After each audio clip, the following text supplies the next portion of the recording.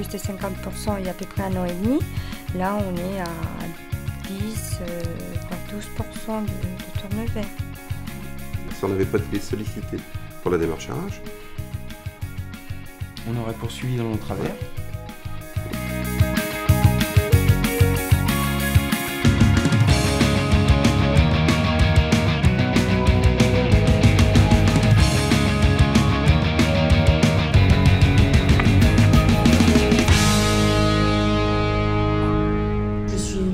Là, je suis donc consultante en ressources humaines et j'interviens ici pour le phare, qui est un organisme de la branche propreté au niveau national, pour accompagner les entreprises dans des démarches d'amélioration ressources humaines.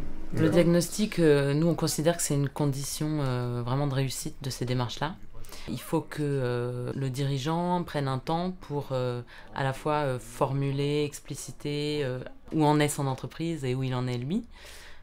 Quels sont les projets de l'entreprise, quelles sont les préoccupations, les freins, les atouts qu'il peut avoir. Ça lui permet d'y voir plus clair et de prendre conscience d'un certain nombre de choses. Et notamment, beaucoup de ces problématiques et des éléments sur lesquels il a besoin de travailler sont des éléments qui sont liés aux femmes et aux hommes de l'entreprise, et donc à la gestion et au développement des ressources humaines ou des compétences et des personnes. Je veux dire, des fois, tu vas traiter un marché énorme et tu vas te retrouver à être en difficulté le soir parce que il manque une serpillière quelque part, il faut que je la monte et je suis capable d'avoir une discussion pour la serpillière alors que je sors de 2 heures de discussion pour un marché, un gros marché. Vous voyez ce que je veux dire ? Tout le monde s'accorde à dire que ça va bien fonctionner ou que ça fonctionne bien dans l'entreprise. Et puis, tout le monde s'accorde à dire également, d'un autre côté, que là, il y a des dysfonctionnements ou en tous les cas qu'on pourrait améliorer les systèmes. Donc, à partir de ces repères partagés que l'on a, on va pouvoir, en tous les cas, essayer de dégager des pistes de travail et derrière de se proposer des solutions et un plan d'action. C'est positif, ça va dans le bon sens, ça va dans le sens de tout à chacun, de vouloir améliorer la relation entreprise et la relation avec son personnel.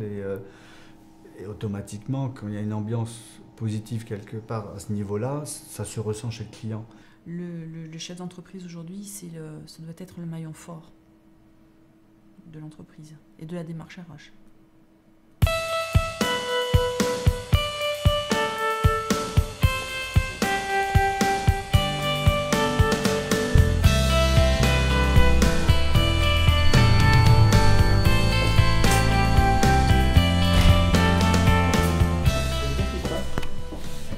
Faire la restitution du diagnostic qu'on a réalisé dans l'entreprise de Guillou. Donc là en fait on a fait les entretiens et puis avec ces différents entretiens on a fait une synthèse et là on va présenter la synthèse aux différentes personnes qu'on a rencontrées.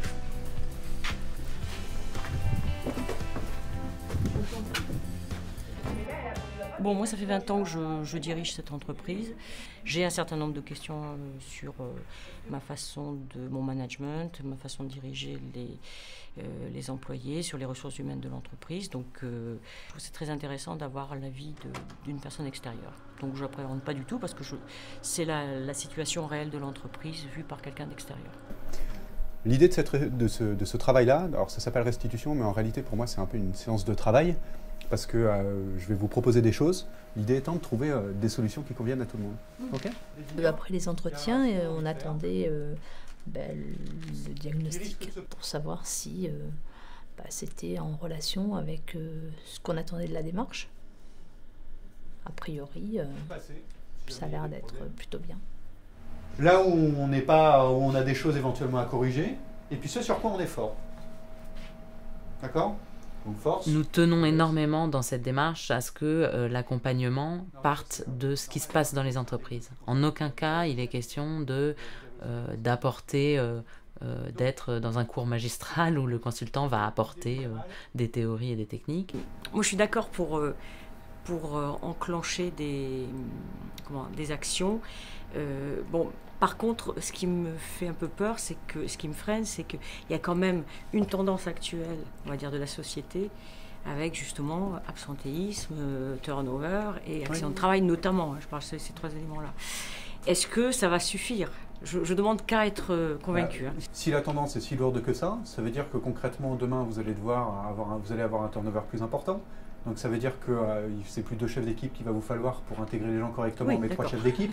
Donc autant arriver à atténuer les choses. C'est vrai que de mettre à plat les points forts, les points faibles, les pistes à suivre, je sens que je vais avoir besoin d'aide parce que ça me paraît pour l'instant un gros travail à faire. Voilà. Cette phase de restitution a introduit donc la phase d'accompagnement, donc qui est constituée de journées d'accompagnement collectif à peu près 1 fois par mois, qui regroupe l'ensemble des entreprises du groupe, en alternance avec des temps où le consultant va dans chacune des entreprises pour les aider à mettre en place les actions qu'elles ont décidé de mettre en place. Moi, ce que je recherche dans cette démarche, c'est de changer un petit peu ma façon de recruter le personnel, ma façon de le considérer, savoir un petit peu ses compétences, les étudier et les mettre en adéquation avec ce que demande le client. Voilà. Et c'est ça que j'attends d'André, c'est qu'on nous donne un petit peu des tuyaux pour savoir comment mener à bien un entretien, pouvoir anticiper sur des absences, comment et à long terme que ce soit bénéfique, quoi, parce que là... Les chiffres, ils ont été locaux, de toute façon, suite à l'audit et au tableau, on s'est rendu compte qu'on n'avait que 3% d'encadrement. Donc il y a certains chiffres où... C'est ça, ça a mis en avant un certain nombre de choses auxquelles vous n'aviez pas pensé au départ. Hein. On est vraiment... non. Ouais. On n'imaginait pas ça avant. Ça favorisait une certaine prise de conscience.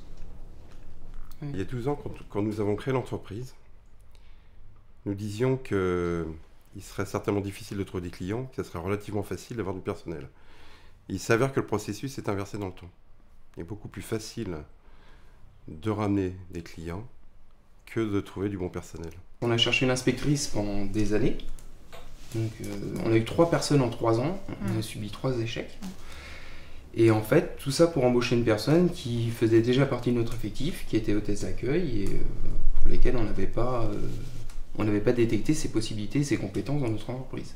Notre gros souci aujourd'hui, c'est on ne sait pas qui fait quoi. Non. On ne sait pas si un tel il sait passer la monobrosse, on ne sait pas si un tel il sait faire les carreaux, on ne sait pas si... Quelle est la grande difficulté finalement quand on évalue une compétence de quelqu'un? C'est d'être dans le jugement. C'est la tendance naturelle qu'on va avoir, c'est de dire elle est bonne ou elle est pas bonne. Ouais, c'est surtout pas ça qu'il faut faire. Or c'est... Voilà. C'est... Humain, quoi. Oui, mais du coup, on attaque la personne quand on fait ça. C'est vrai.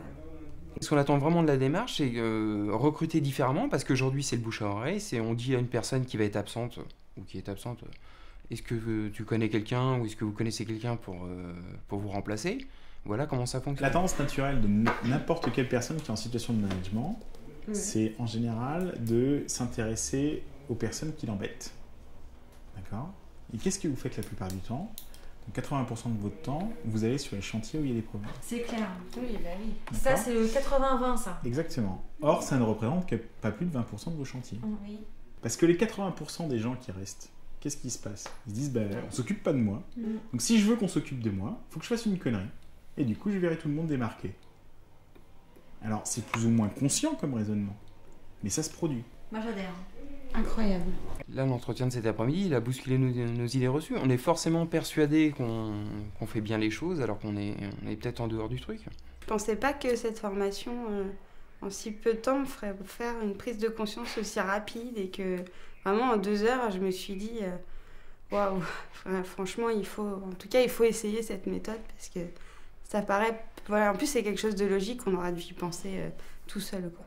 Ça va être un investissement qui va payer dans le temps et qui va s'avérer être bénéfique et qui va nous faire gagner du temps par la suite.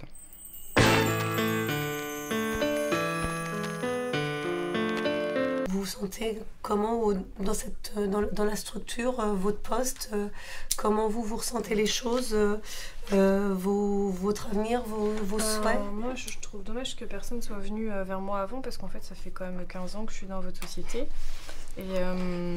Et en fait, je connais mes chantiers. Arrêtez de rigoler, c'est déjà super dur. Je devais faire la bavarde chiante alors. Là, c'est dur alors. Ça y est, on se lâche à bon coup, c'est parti. Allez, ça fait 15 ans.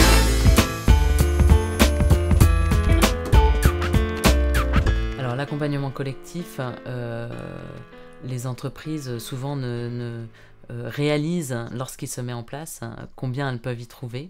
Dans tous les groupes systématiquement, très rapidement, il y a une communication très importante qui se met en place. Si ça, c'est le point super positif, c'est les échanges. De ne pas rester dans son cocon où on a l'impression soit on est les meilleurs, soit on est les moins bons. Donc là, on se rend compte que les choses sont identiques partout. Suivant les tailles des entreprises, ça peut varier un petit peu, mais on rencontre les mêmes difficultés et puis le même attrait pour le métier. Globalement, à chaque fois qu'on fait des mises en situation comme ça, je ne sais pas vous, mais nous, on les a jusqu'ici toujours reproduits en entreprise. Ce qu'on a fait sur les entretiens d'embauche, nous, c'est vraiment ce qu'on fait maintenant réellement.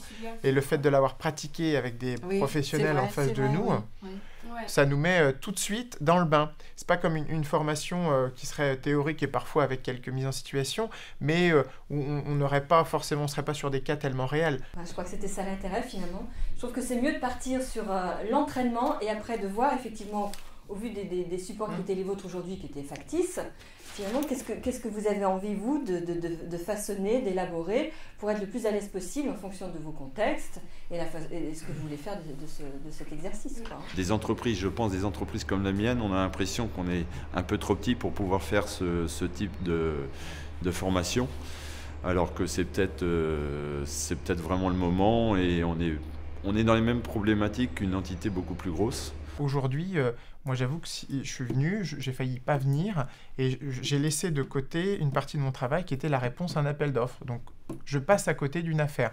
Maintenant, je ne regrette pas du tout parce que aujourd'hui j'ai appris des choses qui vont nous permettre d'être plus performants demain, peut-être sur un autre dossier d'appel d'offres aussi. Parce que ça, c'est des thèmes typiquement aussi qu'on traite dans les appels d'offres. C'est-à-dire qu'on va indiquer à un acheteur public comment est-ce que dans notre entreprise, on organise le développement durable et donc notamment la gestion sociale de nos collaborateurs.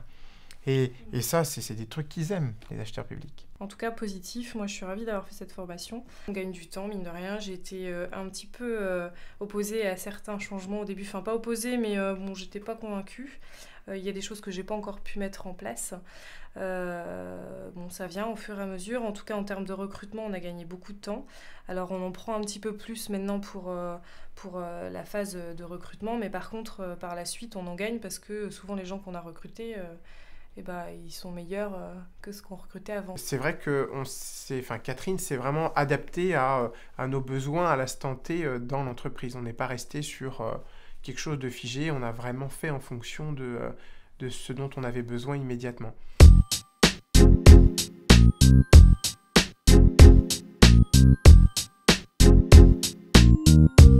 Là, je vous amène dans une banque. C'est un nouveau site que nous avons eu depuis le mois de janvier, 1er janvier. Et c'est là que j'ai mis en application ce que j'ai appris de la démarche que j'ai suivie. C'était bien même, ça soulage un peu mon travail à moi et ça me permet de pouvoir m'occuper d'autres choses et d'avoir un autre relationnel avec mon personnel et avec la clientèle aussi. Chacun a son poste dans l'entreprise maintenant, c'est bien. Maintenant, quand je vais sur les chantiers, je ne vais plus directement chez la... Oui, je vais voir l'agent de service, je regarde, je dis bon ben voilà, ça faudrait peut-être faire comme ci, mais le rapport, je le fais auprès d'elle. Je ne passe pas au-dessus maintenant, je passe par elle. Très bien. Ça veut dire que Est-ce vous qu'il savez était que c'est peut-être pas elles le qui sont cas payées pour ça et pas Oui. vous. Voilà. Ah oui. Aujourd'hui, vous êtes plus prête à faire confiance parce que vous êtes aussi consciente que vous ne pouvez pas tout faire et que vous n'avez pas d'autre choix que de partager. Oui, je ne peux pas tout faire, et oui, c'est sûr. Ouais. Vous ne pouvez pas tout faire bien. On peut tout faire, mais obligatoirement, on ne va pas tout faire bien. Oui, et puis j'étais arrivée vraiment à un point de saturation où je m'étais dit, je ne peux plus continuer. Soit je trouve une solution, et votre démarche est bien tombée, ou alors effectivement, pour moi, c'était je claque la porte et puis je mets la clé sur la porte. Je n'étais même pas... vous parlez presque pratique pour ça. J'avais plus envie, donc je me suis dit, là, il y a un problème. Et puis, mes collaborateurs, c'est vrai, je me disais, c'est pas possible. Un tourne-vers de collaborateurs proches, c'est pas forcément eux qui sont pas bons. C'est peut-être moi qui pêche dans ma façon de manager. Vous vous sentez aussi mieux responsabilisé dans l'entreprise? Plus vivante dans l'entreprise. Et je pense que même le relationnel avec les clients par après est totalement différent. Est-ce que notre chef d'entreprise a un peu changé en un an? Énormément. En bien, hein? En bien, En bien, oui, hein. mais ça c'est normal. Ça c'est tout à son honneur, ça c'est clair qu'il y a eu beaucoup d'efforts de fait par rapport à ça, ouais.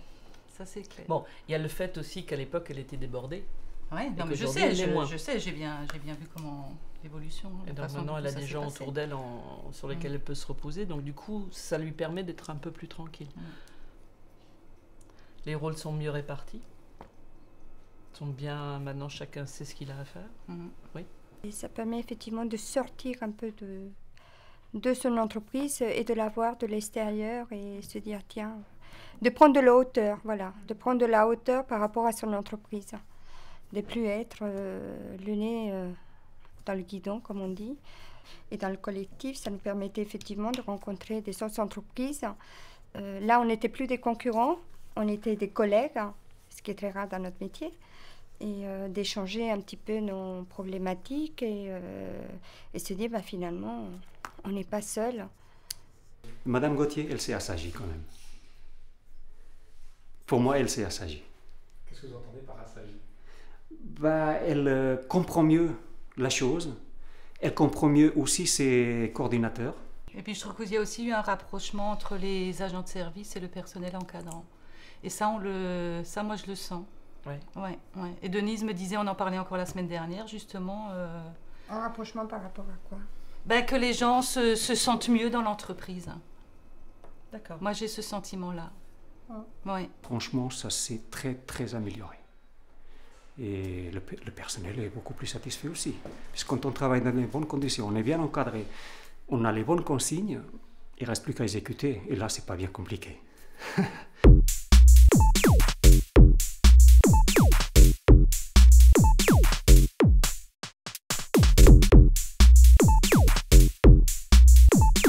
Il y a eu un climat de dynamisme qui n'existait pas avant. Il y a eu une confiance vis-à-vis des salariés, à ma personne et l'équipe qui m'entoure, dans le sens où ils savent aujourd'hui les axes, les fils conducteurs, ils savent où on veut aller avec eux. C'est qu'on a pu redéfinir le rôle de chacun, rebâtir une stratégie, chose qu'on avait complètement oubliée.